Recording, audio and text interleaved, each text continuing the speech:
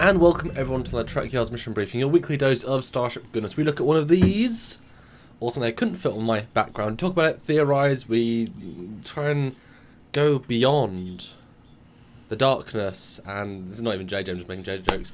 No, we try... You know what Mission Briefing is? Here, look at the ship. Stuart, what should we be looking at today? It's a great intro. We're looking at a very cool ship from the Star Trek universe, and it's one that we've actually covered before. It was episode 2 of Trekyards. We need to go back and revisit that. But anyway, episode 3? October 25th, 2014. So, so actually, it is 2 days from now, on Friday. We would have covered it 2 years ago. What was the date? October? October 25th. That's November. I mean, a month ago. I mean... There you go. 25 months ago in 2 days. Anyway, yes. Fantastic ship. Great addition to the Star Trek universe. But, yeah, we've already done an episode on it, but we need to revisit that one for sure. But, yes, we're looking at the Miranda Class, or Avenger Class. Some of you know what I'm talking about. If you don't, go watch our episode. And just cringe at the cringiness of it, because it's like one of our first episodes, and yes, needs to be revisited. We're going to remaster those first couple anyway, but this is a mission briefing. We look at the in-depth stuff. We've got hyper-real, hyper-detailed model done by Fabio from Eagle Moss, amazing model, and we've got all the variants to look at later on, which we didn't do in the original episode. We left them out on purpose, and that all those models were done by Max Loaf of Armada 3, so lots of great help on this one, and obviously rendered by me and such. So, the Miranda Class. Stuart, as we always say, when was the first time you saw it, and what was your first impression? I think it was Star Trek 4, when it attacked Earth and, focused on the oceans. Wait a minute. No, Star Trek 2, of course. So unbelievably wrong. Wow. No idea how old I was when I first saw it. I just remember watching Wrath of Khan all the time when I was a kid. And I always thought it was a neat little ship. And I just really enjoy it. The addition to the Starfleet fleet, or the Federation fleet, as it were, of kind of a different design was really cool, because we never really seen that before on screen. Even in TOS, we didn't see much more of the fleet. We just saw Connie's shuttle other in K7. Constitutions. Yeah, exactly. So to see something of a new design was really, really neat. And I've always really liked this ship. Yeah, it's awesome. Yeah. It's a pretty legendary ship. I think, again, when I been being brought up with Star Trek, obviously I was born after a lot of it had come out. So my bringing into it was being shown lots of things, I'm assuming very close together, or, he's doing what I do. So for me, it's always been part of the Star Trek world, and I mean, you can't say it's Khan's ship, because it has more of a legacy than just that. So it doesn't feel like that in my mind. But it's just kind of the other classic Federation ship of the time. It keeps that aesthetic of the saucer, the identical saucer just about, and then it gives you that sort of secondary hull on top of the saucer, and then it gives you the low-slung warp nacelles, and then a dedicated weapons pod. I mean, it's a very clever reinvention, and I'm so glad they didn't have it the other way around as was originally intended. It just doesn't have the same vibe. No, the sketches look neat, and I've seen some 3D renderings of it, and it's interesting, and it could be another ship in the fleet, but yes, to be the classic Miranda, it's got to be this way. Yeah, it has a certain amount of aggression, a certain amount of focusedness. Yeah. But yeah, this is a very hyper-detailed model, like I say, so we can talk about all the little bits and bobs. But Stuart, what first do you really, catches your eye on the Miranda class with this lovely model? With this model, just the detailing on it. Like you said, it's detailed fantastically.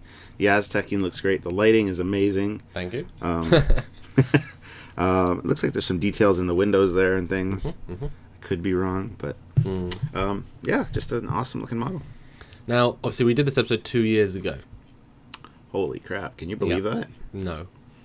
You were still in diapers. And you had hair. That's a William Shatner wig. No, remind me, Stuart. What? And I honestly, how many ships we looked at in 2 years? Well, 200. We've just done 200. We're just about to 200. I mean, it's difficult to keep track of that information going through our brains. But What? Yeah, stop. But what is those pieces either side of the bridge that sort of the details that go in the raised part? And what is those things? What is those? Those are. Hmm. Those are very reminiscent of these details on the refit. And there's actually 3 of them. There's one on each side of the bridge and one above the photon torpedo launcher. So they basically, I believe they're like short-range deflectors. So it kind of answers the whole, where's the deflector on the Miranda? Oh. And we've addressed this many times. I'm sure we'll talk about it again. But since it's a lower profile ship, maybe it doesn't go as fast. It doesn't need the big high-energy output deflector. There you go. Answer solved. Question solved. Whatever. Or, as Rick says, maybe it's got some kind of transparent thing in the front of the saucer of the Miranda, much like aircraft do today for their radar. So the deflector's hidden in there. But it's a very different, and we'll see some comparison pictures in a little bit. It's the profile and the way it's, because the reason the warp engines and nacelles are where they are is for the warp bubble. That's a whole reason for where they are. When you change that, the warp bubble dynamics change radically, and you'll see how different this is to the Constitution class in a few minutes. And like you just said, well, because it's a lot leaner profile, maybe it's a smaller bubble, doesn't need a primary deflector in the same way. You're right. I mean, maybe these other second, maybe these deflectors that are in the the saucer top bit, maybe they go all the way through into the back of the ship, and they're just like really, they're higher output deflectors, but using the secondary deflector technique, but they're more powerful. Yeah, sure. Lots of explanations we can come up with. Yeah, I mean, there's so many pictures that we're going to look at, so I don't want to go on this one. But why don't we go to the next picture and see what I did I didn't next. want to get into too many details on this one because I'm sure you got close-ups and stuff. So Yes. But, so the next picture is a beautiful back shot. I love the lighting rig. Fabio did for these, all the little things, all the little. Oh, but you tell me, what do you think? What's your? Yes, what do you think? Well, I'm loving the shuttle bay, the glow blue on the doors. That looks amazing, and the red lights on either side of the doors.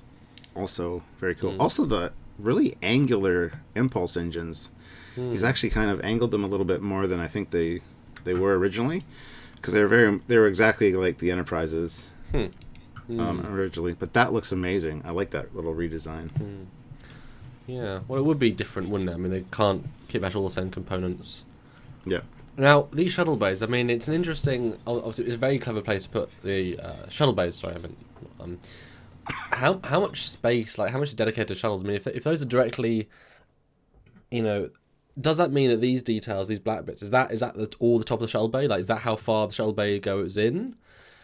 Is that like half the hull is just shuttle bay, or is it a single room either bay? I mean, I've wondered that myself. I always kind of assumed as a kid that was the length of the shuttle bay and the size of each shuttle bay, but that's not necessarily the case. The external details don't necessarily reflect the internal layout.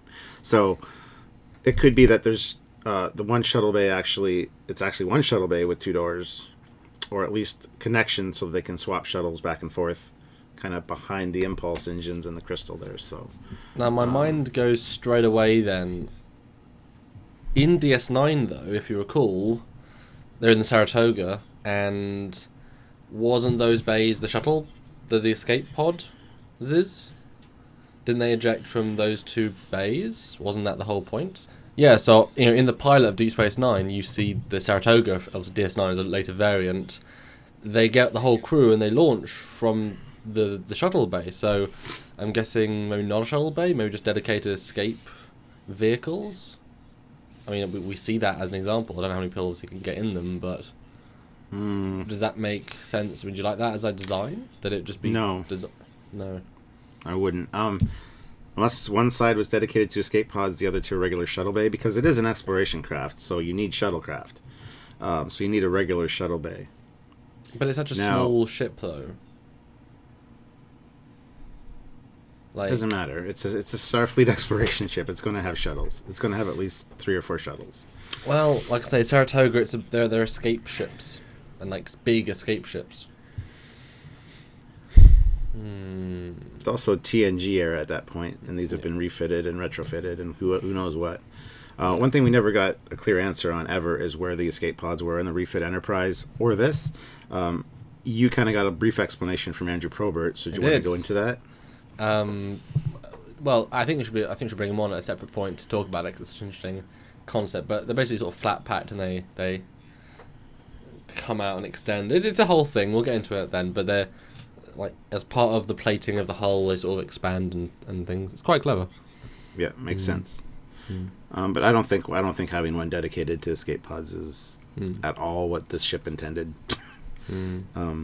It's never been clear where the escape pods are on these things, but even if there were shuttle bays, I mean, how much of the physical space I think would be shuttle bays? I mean, you know, there isn't very many decks, and that's clearly taking up 3, if not 4 decks with mechanical bits on the top and bottom. So you're going to get maybe one deck on the top, one deck on the bottom, but on the top you've got those mechanical bits. So you're really only looking at, you know, how much space you really devote to it, because every shuttle is like, you know, 4 persons' quarters or a science lab or something. I mean, how functional is this ship really? You know, it wouldn't be any. I don't think it would be much bigger than the ones on the refit Connie.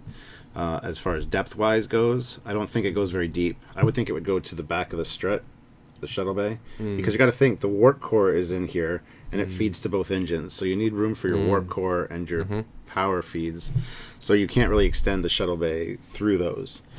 So that's my thinking. So just a shuttle each then, maybe? I don't know, I'd say there's more than that. There's got to be at least 4 shuttles on this thing, maybe 2 in each bay. I don't know. And plus some work bees and stuff, because all Federate. I mean, you're really looking. I mean, surely this cruise is going to be tiny. We looked at the crew and things in the episode, but I mean, if you're looking at that much kit, there's very little. It's like the NX-01. There's so little functional room in 85 people. I mean, is a ship gonna have any more people? Is it gonna have over 100, 150? I mean, I know it's probably more than that, but my thought would be 150 would be a good, comfortable crew, given the space that you have there. So, and again, you can look at episode 2 years ago to find out all the exact details, but we're sort of re-speculating, because we didn't really look at the ship last time. We just said, just said facts and speculated. But I think this ship, could easily have under 100 crew. I mean, easily would make sense. I think I've heard 85 before as for crew for this. So you really think it's an explorer then? Because 85 is not an exploring crew. Well, it's a science vessel, so maybe not explorer. Maybe the Constitution class that are the explorers. You say science, but I don't think it's science either. I mean, the Obath is science. I think in my mind, it's always been a light cruiser, so it's just like a multi-purpose vehicle. I mean, it's not. It can do other things, but it's not a primary. I wouldn't say it's science specifically. I mean, it just happens to be the ship that was sent to be the workhorse of regular one. That's really the only time we see it. Exactly. But as originally intended with the Avenger class, it was meant to be a little bit more powerful than the Constitution class, because it has the mega phasers. And why don't you talk about that for a second? So just to reiterate, let's go back to the last picture so you get that great front view. I mean, what is the Avenger class, and what's the history behind that? Just the audience that doesn't know what that means. Well, after it came out in Star Trek II, it was classed as the Avenger class, which was supposed to be almost like a gunboat, I believe, because you got the mega phasers on each side of the roll bar there, which are supposed to be pointy out details, those circle ones. Yeah, which are fed by the warp engines. It'll be a little bit more powerful. We talk about that in our episode for sure. It's also got rear-facing torpedo tubes, which there are 9 on the Constitution class, and it's a heavy cruiser. So this thing, I think, was originally designed to be like a gunboat, a little bit more powerful than the Constitution class as far as weapons go. So it was meant to probably be deployed to escort the Constitution class in the battle and things, and kind of protect the heavy assets, much like a gunboat or a corvette or something like that. And by that mostly, but part of the Wrath of Khan vibe was that it's a weaker ship destroying, taking on a stronger ship and winning because of, surprise.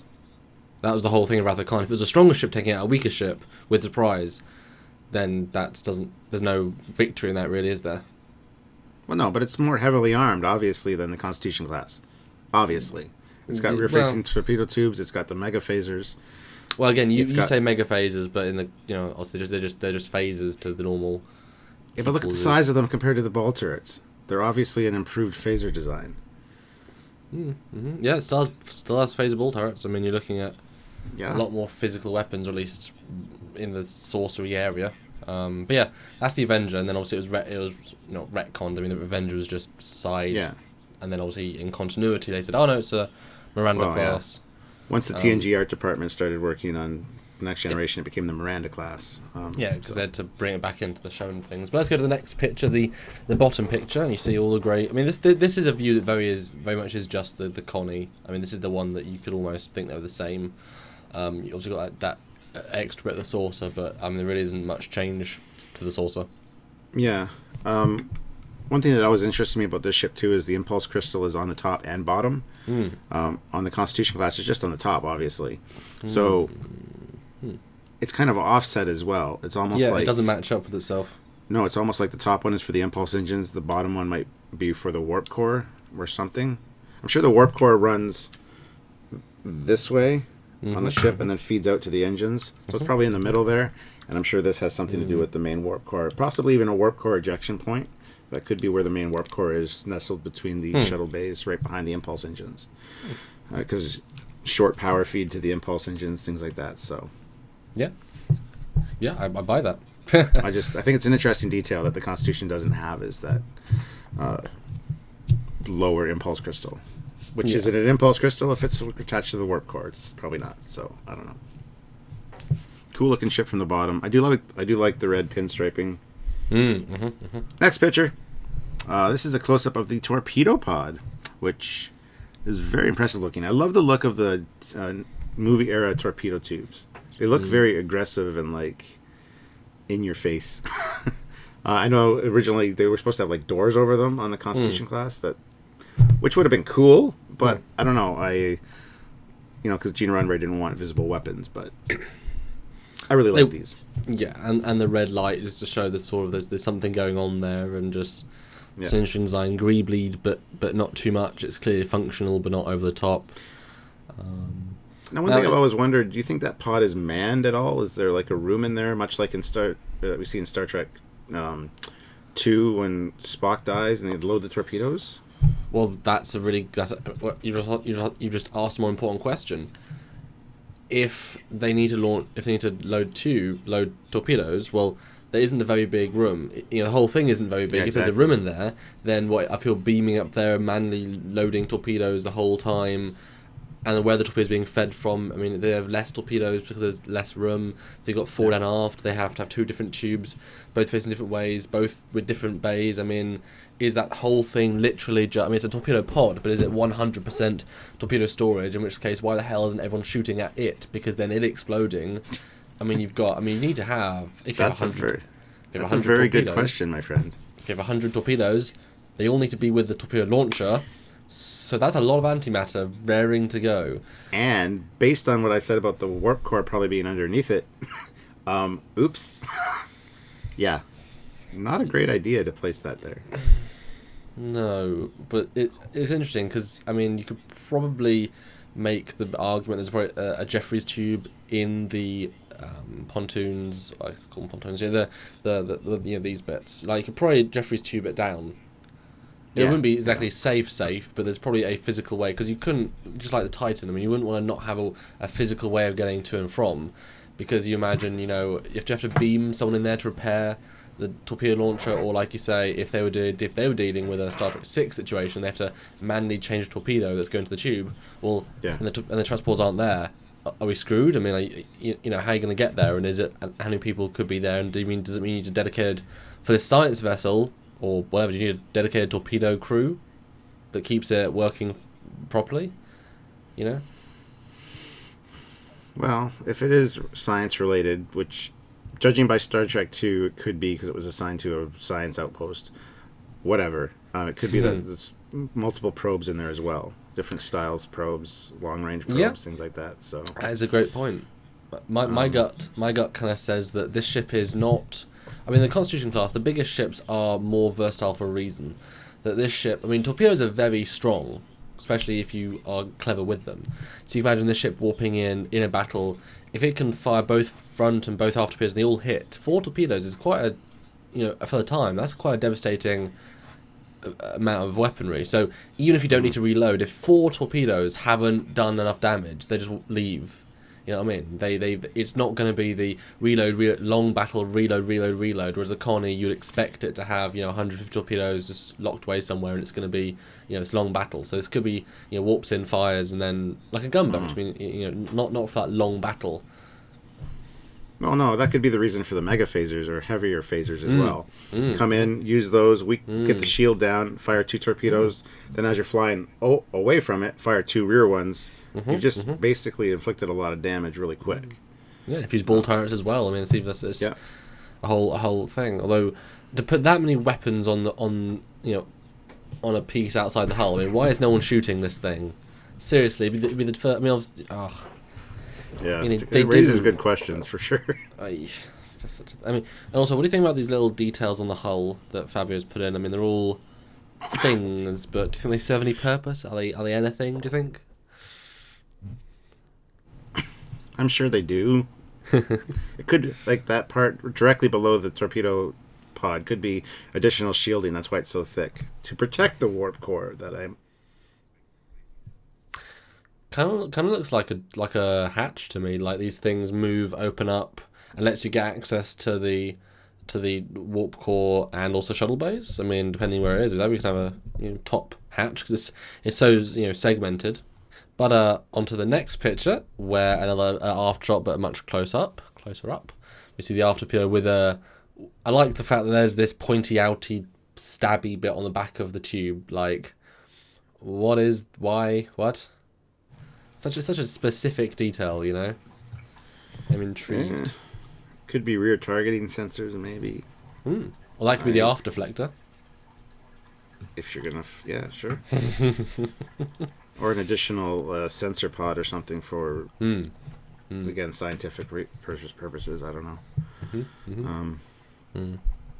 Yeah, it's a great shot. I like this thing. Yeah, just so many good details. What are those things on top of the shuttle bays, though? Do you remember? I feel like they're sensor palette as well. That's where the sensors are. I don't remember. Which is good that we don't remember, because it's just like a regular mission briefing now. But go check out the episode to find out. Yes. All right, so next picture. Yes. It's a great size comparison with the Constitution class. Yep, and both, Is it? Yeah. Is it just me, or is the registry on the Connie really off? Yes, it is, but ignore that, please. Oh. Things move in rendering. I don't know. Yeah, now, it's very much similar sized. Now, what do you think about the sizing of this ship, and what does that tell you about its role?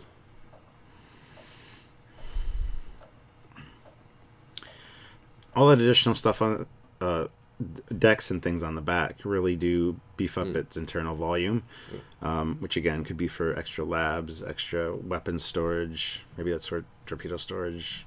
I don't know. I think it's very comparable in size internally to the Constitution class. Well, the Constitution class, the secondary hull is mainly just engineering and shuttle bay and deflector control and stuff like that. Well, I guess you could say internal space comparable, but all of the technology that the Connie has, the Reaver has a smaller, more compact, less powerful version. Whereas the Connie has a bigger shuttle bay, a bigger engineering, a bigger sensor. Deflector, sorry, that's what I meant. Whereas the Reliant doesn't have that, which means that it's still got the same living space, but not the big tech. Yeah, so I think it's pretty much on par with the Constitution class as far as going into battle. Apart from shield output, that's fair to say. Yeah. Just there are those extra weapons on there that just. It's interesting the way that it was designed, because it does seem like it is more heavily armed. So I don't know. But then with less power being able to go to the weapons, they'd be technically weaker. And that's why there's more, maybe. Yeah.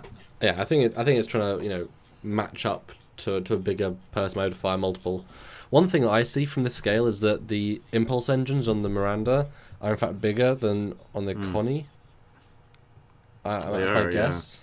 So it's probably designed to be much more maneuverable, like just designed to be. Use its mass. Or maybe faster at sublight and slower at warp. It's hard to say. But the next picture is a nice little scale with other ships of the eras and of the times to give you a real sense. Because again, every era exists in its own bubble, but this is what it is compared to other ships of Star Trek history. What do you think? And these are all real models from the show. So what do you think, Stuart? First of all, the Excelsior is not as big as I thought it was compared to the Miranda. Yeah, the Excelsior might be a little bit small. There's varying things about it. It's about right. It's a little bit small, but I don't want to mess up with the light rig and stuff. But yeah. Yeah, I hear you. And it's surprisingly close to the NX size, which does surprise me. Again, I expected the NX to be just slightly smaller than that. They're pretty much the same length by the looks of it. It's interesting, isn't it? It is. Like, technology might have advanced, but has it advanced that much? No, it hasn't. Well, there you go. Firm answer there. No, I mean, the NX, I mean, the saucer of the NX is meant to be the same size as the Connie saucer. It's just less decks, less thick. It's just proportioned differently, but this physical width is the same. And since that saucer is identical to the Reliant, you have the same scaling. But with the NX, as Doug says, it really is just a saucer. There's no living space in the pontoons or in the back section. It's just the saucer. So even though the saucer is comparable to the Reliant, it's thicker, you've got more rooms, you've got more efficient use of space, and you've got the upper deck bit. So it's still going to be far more people, and it might be the same size, but you actually got that extra third of space in the back, as opposed to the nacelles being so far out. So it's 85 people in the NX, but it's still a much more internal volume. That's the word for the Reliant. And then, what do you think about the Nova class? I mean, time has really flown, and it's such a neat little ship. But it's 85, 90 people as well, or 110 or something. But it shows how small that ship is. Like they did scale down a bit. I'd be willing to say that the Nova class is more powerful than the Miranda class, so that shows the evolution of technology as far as compacting things. I'm sure. In other universes that shall not be mentioned, the Nova class is probably like huge. Yeah. I mean, that's an interesting question. I mean, I always go with a newer ship is more strong because it has more power output for a smaller warp core, which means it either has equal power, if not more power. It has more advanced phaser strips, and because you have about the same power, you have more power going through a higher output, much better torpedoes, and more advanced shields. So it should be better in every regard, even though it's a smaller ship. Because every enemy race upgraded at the same rate. But if you compare actual technology levels of the same ship, I think it would still... I wouldn't necessarily be able to blow them around out of the water, but it would certainly, shrug off some of its attacks. Yeah. Cool. Yeah. All right, so moving on to the next picture. This, again, is size comparison with the Constitution class. Now, are the nacelles slightly shorter on the Reliant? That's what the models tell me. That's what the scale models tell me. I find that strange, because I think I would assume they would have been the same size. Well, they were in reality, but if the ship was slightly smaller, Yeah. Huh. That's what I'm telling you. That's interesting. But I like this angle, because it does show you how much, like I said earlier, how much more stout the Reliant is. I mean, the Connie is, far, far bigger. The Reliant is just all the way down, so a completely different profile. Completely different profile. And it does appear to me that there's more decks in the saucer of the Reliant because of that lower dome part looks bigger. It looks bigger. It does, yeah. Yeah. Well, there's 2 decks. I mean, the saucer itself is still 2 decks. On the leading edge, on the outside edge, yeah. Yeah. But that lower dome part just looks bigger. That's all. Oh, I agree with you. I do think though that the Connie still has more physical internal space. Just because there's so much more. Oh, yes. That's my gut. Yeah. Next picture. And again, just to show the comparative scaling. I mean, it suddenly feels, the Miranda feels much more workhorse, much more practical, There aren't bells and whistles. It's got this neat, it's a saucer, there's an interconnected, warp coil to weapon. It's all just part of the same. Yeah. There's basically 3 different lines of shapes. Whereas the Connie, you've got these bits sticking out, and This surprises me too, this view, because if you were to line up the top of that weapons pod with the top of the Constitution class engines and slide the ship down a little bit, like I think it would be pretty much the same height almost as the Constitution class, which I didn't expect, to be honest. That's interesting. It's just a lot more empty space, so you don't think about it. Yeah. That's interesting. I should have done that as well. I'm sorry. Well, I didn't think about it. So. That's all right. But the next picture is a back shot just to show the difference in details from the back. I mean, the impulse drive bit bigger on the different anyway for these models.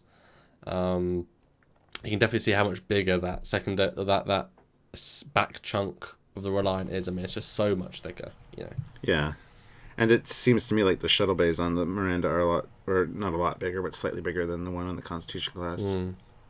That's interesting.